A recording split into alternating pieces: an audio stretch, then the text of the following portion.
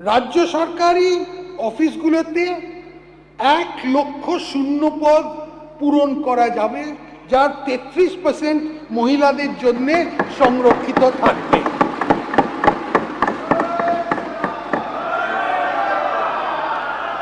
এই শূন্য পদগুলোর মধ্যে 20,000 পুলিশ বিভাগ, 50,000 শিক্ষক, অধ্যাপক অশিক্ষক কর্মী, 1,000 ইস্টার্ন ফ্রন্টিয়ার রাইফেলস এবং বাকি অনেক সরকারি নিয়োগ করা হবে। যেখানে প্রযোজ্য সেখানে 10% অগ্নিবীরদের জন্য সংরক্ষিত থাকবে। সরকারি নিয়োগকারী বিভিন্ন সংস্থাকে ইউপিএসসির ধাঁচে একটি প্রাতিষ্ঠানিক কাঠামোর মধ্যে আনা হবে।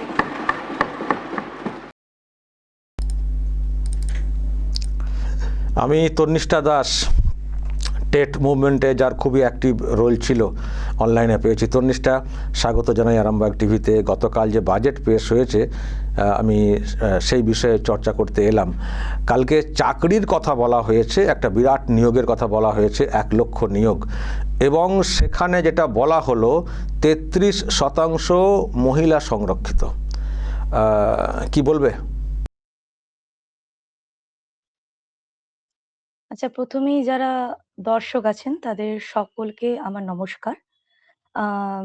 হ্যাঁ, যেটা কালকে 1,00,000 চাকরির কথা বলা হয়েছে সেটা সত্যি খুব ভালো খবর। এবং এই যে 33% সংরক্ষণটা ঠিক না ভুল সে কথায় পরে আসবো। এই যে সংরক্ষণ মহিলাদের বা নারীদের, যে একটা সমাজের দুটো পাখা, দুটো ডানা, অর্ধেক যদি পুরুষ হয় অর্ধেক নারী, সেই নারীদেরকে আরেকটু এগিয়ে দেওয়ার জন্য, ইকুয়ালিটি থেকে ইকুইটি এটা বজায় রাখবার জন্য যে আমাদের সরকার, মাননীয় আমাদের সিএম, আমাদের মুখ্যমন্ত্রী মাননীয় শুভেন্দু অধিকারী মহাশয় এবং আমাদের অর্থমন্ত্রী স্বপন দাশগুপ্ত মহাশয়, ওনারা ভেবেছেন এবং এরকম একটি সংরক্ষণ নিয়ে এসছেন। সেটিকে, এই যে মানসিকতাটা, এটার পেছনের যে মানসিকতা, যে ভালো করবার মানসিকতা, সমাজে সত্যি যারা পিছিয়ে আছে তাদেরকে এগিয়ে নিয়ে যাওয়ার মানসিকতা, সেই মানসিকতাটার জন্য আমি ওনাদেরকে সাধুবাদ জানাই এবং পুরো নারী সমাজের তরফ থেকে আমরা ওনাদেরকে ধন্যবাদ জানাই। কারণ এর আগেও আমার কাছে যেটুকুনি লিস্ট বা যা আছে, আমার কাছে তথ্য আছে, সেই ক্ষেত্র থেকে আমি বলতে পারি বিহারে 35%, মধ্যপ্রদেশ বা এমপিতে 35%, পাঞ্জাব, গুজরাট, অন্ধ্রপ্রদেশ, ত্রিপুরা এবং ওড়িশায় অলরেডি 33%, উত্তরাখণ্ডে 30%, তামিলনাড়ুতে 30% এবং উত্তরপ্রদেশে 20% সংরক্ষণ ফর ওম্যান রিজার্ভেশন এটা আছে, অলরেডি এক্সিস্ট করে।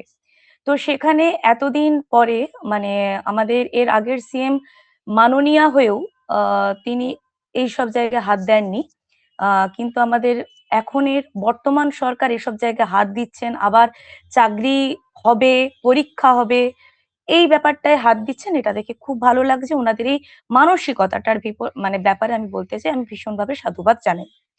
এবারে আমরা যদি একটু ভেঙে দেখি, যদি তার মানে 1000টা সিট থাকে, প্রথমে বুঝতে হবে এই যে এসসি, এসটি, ওবিসি, ইডব্লিউএস, এইগুলো যেগুলো হয়, এগুলো সবই আমার ভার্টিকাল পড়ে, মানে ভার্টিকাল রিজার্ভেশনের আন্ডারে পড়ে। কিন্তু আমার ওম্যান বলুন, পিডব্লিউপি বা এক্স সার্ভিসম্যান, এইগুলো আমার সবই হরাইজেন্টালের মধ্যে পড়ে। তো যখন আমার ভার্টিকালের মধ্যে পড়ছে, মানে যদি আমার 1000টা সিট হয়, যেমন আমার এখনের সংরক্ষণ অনুযায়ী, আমি যদি ভুল না হই, যদি ভুল হয় দর্শক যারা আছেন আমাকে একটু ধরিয়ে দেবেন, আমাদের এসসিদের জন্য আছে 22%, এসটিদের জন্য 6%, ওবিসিদের জন্য 7%, ইডব্লিউএস এর জন্য 10%, টোটাল 45%, এবং আনরিজার্ভড এর জন্য আছে 55%। অনেক জায়গায় দেখলাম যে এই ওমেন ক্যাটাগরিকে ওটার সাথে 33 করে দেওয়া হচ্ছে। সেটা প্রথমত ভুল, কারণ ওমেন্সটা হবে, ওমেন রিজার্ভেশন যেটা হচ্ছে সেটা আপনার হচ্ছে ওই হরাইজেন্টালি, মানে কি, এসসির মধ্যে আমি যদি একটা 1000টা সিট ভাবি, যদি 1000 সিট ভাবি, তাহলে এসসিতে আমার 220টা সিট হয় টোটাল, তাতে ওমেন্স পাবে 72.6, মানে অলমোস্ট 73টা সিট পাবে। এসটি হচ্ছে টোটাল থাকবে 60, ওমেন পাবে 19.8, মানে অনলি ওমেন পাচ্ছে 20। ওবিসিতে টোটাল 70, অনলি ওমেন হচ্ছে 23.1। ইডাব্লিউএস এ টোটাল 100, তার মধ্যে অনলি ওমেন হচ্ছে 33, এবং আনরিজার্ভ যদি 550 হয় তার মধ্যে অনলি ওমেন হচ্ছে 181.5। তো যেটা 33% সেটা প্রত্যেকটা ক্যাটাগরি থেকেই 33 করে প্রত্যেকে পাবেন। এবারে যেটা অন্যান্য রাজ্যে হয় সেটা যদি আমাদের পশ্চিমবঙ্গেও তাই হয়, কারণ এখনো যেহেতু গ্যাজেট আসেনি, আমি যদি সেটা ধরেই চলি, মানে ধরুন যদি 100টা সিটের 33টা মহিলা, আমি যদি আরো স্পেসিফিক আমি যেটা বললাম 1000টার মধ্যে, ধরুন আনরিজার্ভড 550, তার মধ্যে আমার 33 মানে 181.5, আমি সেটাকে রাউন্ড অফ ফিগারে নিয়ে আমি 182 ধরছি। ধরুন 182 সিটের মধ্য থেকে আমার ওমেন শুধু পাওয়া গেছে হয়তো 100টা, তাহলে আমার কাছে সিট আছে আরো 82টা, তাহলে তখন কিন্তু 33% লাগু হবে। কিন্তু যদি ধরুন অলরেডি এই 182 সিটের মধ্যে অলরেডি আমার 190 জন চলে এসেছে, তাহলে কিন্তু সেখানে 33% রিজার্ভেশন এটা তখন অ্যাপ্লাই হবে না। আমি বোঝাতে পারলাম কিনা জানি না। তো অলরেডি অর্থাৎ যদি 100টা সিটের মধ্যে 33%-এর কথা বলা হয়েছে, যদি 33টা সিটের জায়গায় যদি ওমেন অলরেডি 40 সিট অকুপাই করে ফেলেন, আর তাহলে রিজার্ভেশনের কথা আসে না। কিন্তু যদি 25টা সিট পান, 29টা সিট পান, তখন কিন্তু ওই 33%টা ভজানো হয়। এটা অন্যান্য স্টেটে আছে। আমাদের ওয়েস্ট বেঙ্গলে এখনো যেহেতু অফিসিয়াল গ্যাজেট আসেনি, রোস্টারটা কিরকম হবে সেটাও আমরা জানি না, তো সেটা আমাদেরকে দেখতে হবে। এইটা গেল এই পুরোটা তথ্য। এবার যদি পার্সোনালি আমাকে বলা হয়, আমি সরকারের কাছে যেহেতু আমি এই 33% এর সুবিধা পাবো, আমিও যেহেতু মেয়ে, আমি যেহেতু সেই ক্ষেত্রে সুবিধা পাবো, সেই ক্ষেত্র থেকে আমি ভীষণ হ্যাপি, এবং সরকারের এই মানসিকতাটার জন্য আমি বারবার সাধুবাদ জানাই। কিন্তু কয়েনের যেমন দুটো পিঠ থাকে, এই ক্ষেত্রেও দুটো পিঠ আছে, যেটা তুমি প্রথমেই বললে শফিকুল দা, যে যারা আমাদের দাদা ভাই যারা বলছে যে ওদের সিটটা কমে গেল, অবশ্যই কমে গেল। যেমন সংরক্ষণ, এসসি এসটি ওবিসি ইডাব্লিউএস, এই যে সংরক্ষণ, তাহলে তো 75 বছর ধরে তো এসসি এসটি ওবিসিদের জন্য সংরক্ষণ চলছে, তাহলে সেইটা কেন বন্ধ হলো না? ইডাব্লিউএস দের জন্য সংরক্ষণ দেওয়া হয়েছে, সেটা বন্ধ হলো না। এখন হরাইজেন্টালি ওমেনদের জন্য সংরক্ষণ এসছেন বলেই কিছু কিছু মানুষ হঠাৎ করে এটা নিয়ে বলছেন। তো সেই মানুষদেরকে বলবো যে আপনারা তাহলে যদি সংরক্ষণ বন্ধের ব্যাপারে বলছেন, সকলের ক্ষেত্রে বন্ধ বলুন। আর যারা সত্যি সত্যি আগেও সংরক্ষণের বিরোধিতা করেছেন, এখনো বিরোধিতা করছেন, তাহলে তারা যখন আজকে এসেও বিরোধিতা করছেন, আমিও তাদের একজন, আমিও কোথাও গিয়ে সংরক্ষণের বিরোধী। কারণ কোনো জাতি, এসসি এসটি ওবিসি হোক, কোনো ইকোনমিক্যাল ব্যাকগ্রাউন্ড হোক, বা লিঙ্গ, এই যে পুরুষ স্ত্রী, এর ভিত্তিতে আমার মতে সংরক্ষণ উচিত নয়। শিক্ষার ক্ষেত্রে তুমি সংরক্ষণ দিচ্ছ, তাদেরকে অনেক সুযোগ সুবিধা দিচ্ছ, সবকিছু ঠিক আছে, কিন্তু যেখানে জব, যেখানে স্বাস্থ্য, চাকরি, এগুলোর ক্ষেত্রে সংরক্ষণ কোনো কিছুর ভিত্তিতেই উচিত নয়।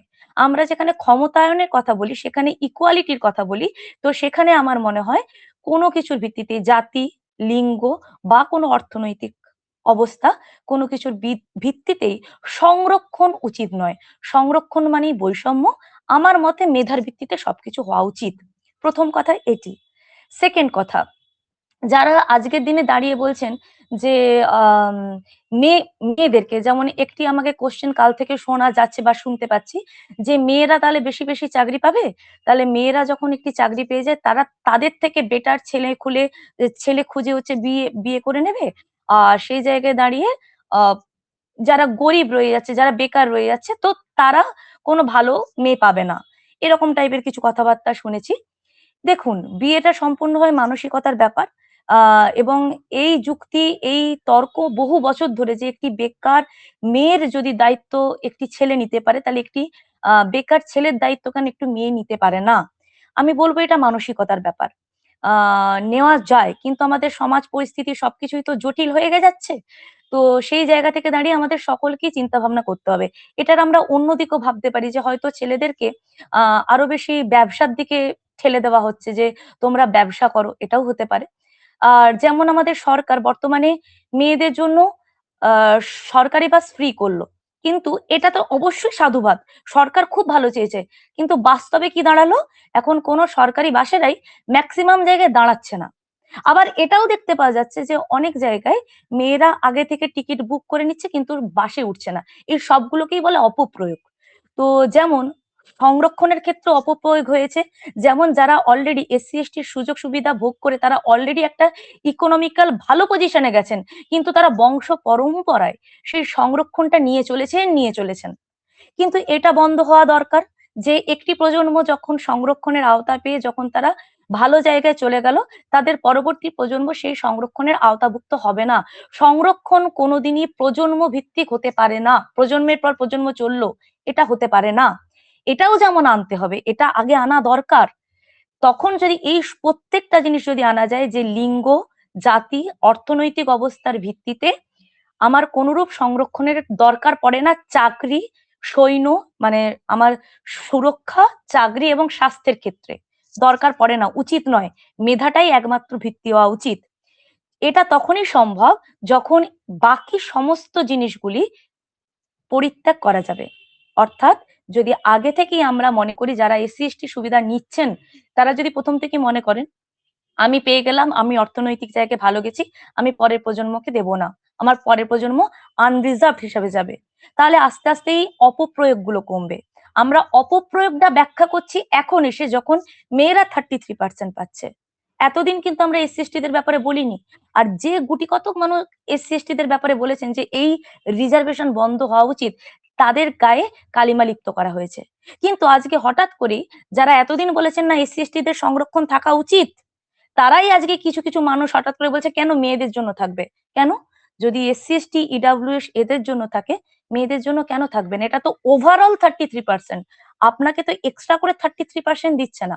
তবে হ্যাঁ, যারা আনরিজার্ভ পুরুষ ওনাদের জন্য সত্যিই আমার কষ্ট হচ্ছে, কারণ ওই যে আনরিজার্ভ মেল বলে যেটা বলা হচ্ছে ওটা মেল নয়, ওটা আনরিজার্ভ, যেখানে আনরিজার্ভ মেল ফিমেল, যেখানে SC male female, ST male female, EWS male female সবাই ওই আনরিজার্ভ ওই যে 55 এর মধ্যে সকলে ওটার ভিতরে ঢুকে যাচ্ছেন, যেটা মানে অ্যাকচুয়ালি 55 এ গিয়ে আর দাঁড়াচ্ছে না, যেটা 370, মানে 1000-এর মধ্যে 370 সিটের মধ্যেই এতগুলো ক্যাটাগরি হয়ে যাচ্ছে। তো আমি বলবো, আমার পার্সোনাল মত, আমাকে যদি এক কথায় বলতে বলা হয়, সরকারকে আমি অবশ্যই সাধুবাদ জানাই। তারপরে আমি সরকারকে বলবো এই হরাইজন্টাল যে আপনারা রিজার্ভেশন করছেন তার সম্পূর্ণ গাইডলাইন আপনাদের দেওয়া উচিত, যে যদি 40% হয়ে যায় তখন কি 33%টা তার আওতায় আসবে না আসবে না, এটা সরকারকে ঠিক করতে হবে। এবং 3 নাম্বার, শিক্ষা, স্বাস্থ্য এবং সুরক্ষা সমস্ত রকম রিজার্ভেশন বন্ধ করা হোক। এবং এইগুলি যদি সম্ভব হয় তাহলে আমিও বলবো যে সত্যি মেয়েদের আর তখন এই চাকরি পাওয়ার জন্য 33%-এর দরকার পড়বে না, কারণ আমরাও পুরুষদের মতো মানে একইভাবে মেরিট নিয়ে আমরা এগিয়ে যেতে চাই। আমরাও নারী ক্ষমতায়নের কথা বলছি, ক্ষমতায়ন হোক, সমাজের ক্ষমতায়ন হোক, একজন মা, একজন বাবা, সকলে মিলে আমরা এগিয়ে চলি, তাই সমাজ এগিয়ে চলুক। ধন্যবাদ। না, আসলে এটা ঠিক যে মানে সরকারও হয়তো এরকম কিছু ভেবেছে যে মহিলাদের শিক্ষার দিকে যদি চাকরির সংস্থানটা থাকে বেশি তাহলে উচ্চশিক্ষার দিকে ঝোঁক বাড়বে, উচ্চশিক্ষার দিকে ঝোঁক বাড়লে অনেক কিছু লাভ আছে। এক হচ্ছে অল্প বয়সে পড়াশোনা ছেড়ে দিয়ে ওই সংসারের দিকে লিপ্ত হয়ে যাওয়ার একটা ঝোঁক, নিজস্ব তাগিদ থাকবে না। দ্বিতীয়ত একটা মা যদি একটা পরিবারের শিক্ষিত হন না, সে গোটা পরিবার শিক্ষার দিকে এগোতে পারে, তো সেদিকটা একটা ব্যাপার আছে। আর হচ্ছে যে মহিলাদেরকে স্বাবলম্বী করা, শুধু ওই অন্নপূর্ণা যোজনা বা ওই ভাতার দিকে না ঠেলে তারাও যে স্বাবলম্বী হতে পারেন, আর এটা একটা ভাবনা, মানে মহিলাদেরকে এগিয়ে নিয়ে আসার জন্য এটা একটা ভালো পদক্ষেপ। তবে হ্যাঁ, যেটা তুমি বলার চেষ্টা করছো অনন্তকাল এই সংরক্ষণ চলতে পারে সেটা ঠিক না। যখন দেখবো যে সত্যি মহিলাদের সেকশনটা এগিয়ে এলো, সব সেকশনই এগিয়ে এলো, তখন আস্তে আস্তে এগুলো আর তখন দরকারও হবে না রিজার্ভ করে রাখা। কিন্তু এটা ঠিক এই যে 33% রিজার্ভেশন আজ থেকে 5 বছর 10 বছর পরে যখন দেখব যে ন্যূনতম 33%, তার বেশিও হতে পারে সর্বক্ষেত্রে মহিলাদের একটা সংযুক্তি, তো তখন কিন্তু আমরা আশা করতেই পারি যে সত্যি এই সমাজটা এবং মহিলাদের জন্য এই যে কতটা ভালো হয়ে দাঁড়াচ্ছে আমাদের রাজ্যটা, বাসস্থানের জায়গাটা, সেটা কিন্তু আমরা মানে দেখতে পাবো যে মহিলাদের পার্টিসিপেশন সব ক্ষেত্রে 33% মিনিমাম, সেটা একটা বিরাট হবে। এবং সেটা হলে মানে একটা জাতি তো, একটা রাজ্য তো নিশ্চয়ই ভালো জায়গায় পৌঁছাবে। ফলে সাধুবাদযোগ্য একটা উদ্যোগ, কিন্তু আমরা চাইবো এর যেন ঠিকঠাক প্রয়োগটা হয়, অপপ্রয়োগটা যাতে না হয়, এবং যে লক্ষ্যে এগোনো জাতি যেন এগোতে পারে। আর দাদাদের জন্য খানিকটা দুঃখ কষ্টের ব্যাপার আছে, কিন্তু দাদারই বোনেরা তো চাকরি পাবেন, দাদারই তো দিদিরা চাকরি পাবেন, তারা তো সংসারেরই সব একজন। সুতরাং মানে ওই রকম ভাবনাটাও বাজে যে পুরুষ চাকরি করবেন, মহিলারা শুধু বাসন থালা মাজবেন, এটা কেন? মহিলারা চাকরি করতে পারেন, তার স্বামীকেও যে চাকরি করতে হবে, যেমন মেয়েদেরও ঠিক না যে চাকরিজীবী না হলে কেন বিয়ে করব, কিন্তু স্বামী তার যোগ্যতা থাকলে চাকরির বাইরে, যেটা তুমি বললে যে তাদেরকে ব্যবসার দিকে ঠেলে দেওয়া, এটা কিন্তু এক পক্ষে ভালো, যে স্বনির্ভর করো, কিছু ক্রিয়েট করো। কেন সবসময় চাকরির দিকে ঝুঁকে থাকবে? বাড়ির মেয়েদের তাদের একটা লিমিটেশন আছে, তারা চাকরি বাকরি করুন না, কারণ তারাও খুব মেধাবী। যে তোমরা পড়াশোনা করো, তোমাদের মেধা স্কুল কলেজে পড়াশোনা করানোর বিভিন্ন ক্ষেত্রে দেখেছে, খুব ভালো। তো এদিকটা মেয়েরা ঘর সংসার সামলাবেন, তার সঙ্গে বাচ্চাদের পড়াশোনা ইত্যাদি থাকবে, আর দাদারা একটু ক্রিয়েটিভ কিছু করবেন, ব্যবসা করবেন, কারখানা করবেন, কি তৈরি করবেন। তো এটা করলে সবাই মিলে যদি চলি, সমাজ তো এমনিতে এগোবে। ফলে সংরক্ষণ হয়ে গেল মেয়েদের, তার মানে আমাদের সব শেষ, আমরা কোথায় চাকরি পাবো, এটা না ভেবে যাদের জন্য সংরক্ষণ তারাও আমার ভাই বোন, তারাও বোন বা দিদি, এটা ভেবে এগোলে আমার মনে হয় আমরা একটা সুন্দর জায়গায় পৌঁছাতে পারবো, তাই তো? একদম একদম। যেখানে ভারত হচ্ছে 2030 সালের মধ্যে 2 ট্রিলিয়ন ইকোনমি হওয়ার দিকে এগিয়ে চলেছে, সেখানে আমার মনে হয় যে আমাদের সচেতন নাগরিক হিসেবে অপপ্রয়োগটা বন্ধ করা উচিত। অপপ্রয়োগ বন্ধ করলে আমার মনে হয় যে আস্তে আস্তে এই সংরক্ষণের আর দরকার পড়বে না।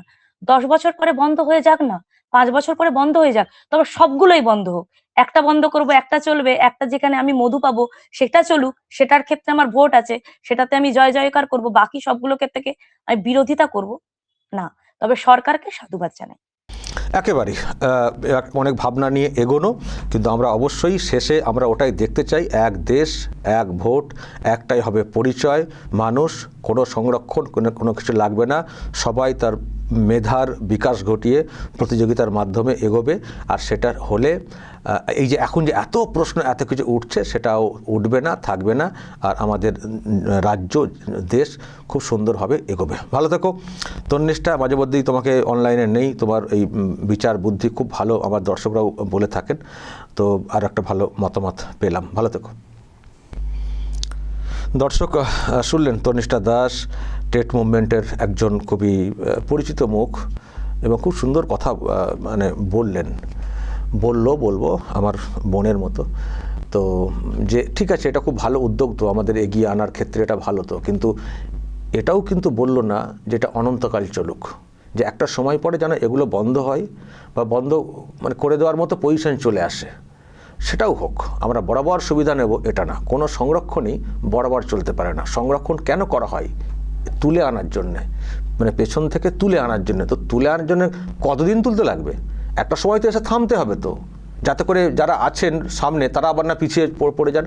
একদিকে তুলে আনছি, অন্য দিক পিছিয়ে যাচ্ছে, এটা তো হতে পারে না। একটা সমতা আনতে হবে, তো সমতা আনতে গেলে কতদিন লাগে, তার একটা টাইম ফ্রেম করা উচিত। দর্শক বলবেন যা বলার, এবং নজর রাখবেন আরামবাগ টিভিতে।